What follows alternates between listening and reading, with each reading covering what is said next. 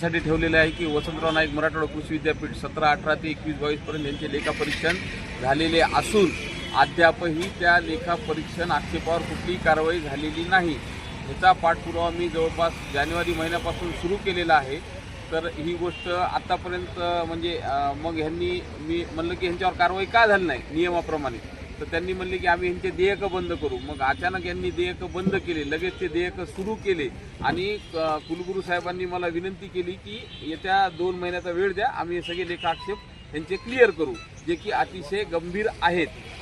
परंतु 30 एप्रिल ही त्यांची 2 महिन्याची मुदत 30 एप्रिलला संपली होती। 1 तारखेला मी त्यांना महाराष्ट्र दिनाच्या फुले देऊन शुभेच्छा दिल्या। आंदोलन करण्याच्या अगोदर मी एकदा फुलं देऊन बघत असतो, फरक पडला तर ठीक आहे, पण इथल्या ह्या भ्रष्ट विद्यापीठ प्रशासनाला कुठलाही फरक पडलेला दिसत नाही। त्यासाठी म्हणून या सर्व लेखाक्षेपावर कोणीही म्हणजे त्यांनी लेखाक्षेप पूर्ण केले नाही अशा अधिकारी कर्मचाऱ्यावर कारवाई करण्यासाठी हे आमचे आजचे हे आंदोलन आहे। सन्माननीय जिल्हाध्यक्ष रुपेशभाई देशमुख, तालुकाध्यक्ष अनिल गुचाले, अर्जुन टाक असे सगळेजण आंदोलनात आम्ही सहभागी आहोत।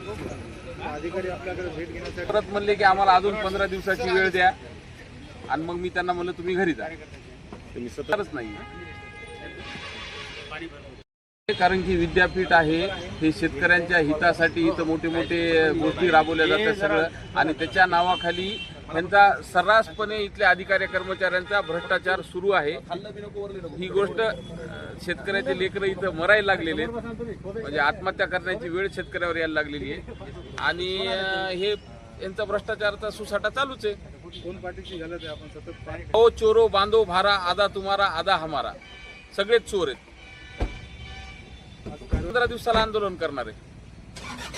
म्हणजे एखादा डॉक्टर नाही का अगोदर एखाद्या आजाराला गोळी देऊन बघतो, मग इंजेक्शन देतो, मग सलाईन देतो आणि मग ऑपरेशन करतो। तर आज गोळी देऊन बघण्याचा प्रयत्न आहे, पण जोपर्यंत कारवाई होणार नाही तोपर्यंत दर 15 दिवसाला महाराष्ट्र नवनिर्माण सेना त्यांच्या आंदोलनावर ठाम आहे आणि राहणार। शेवटचं ऑपरेशन जर न्याय मिळत नसेल तर तोंडात वाजून न्याय मिळू, दुसरं काय।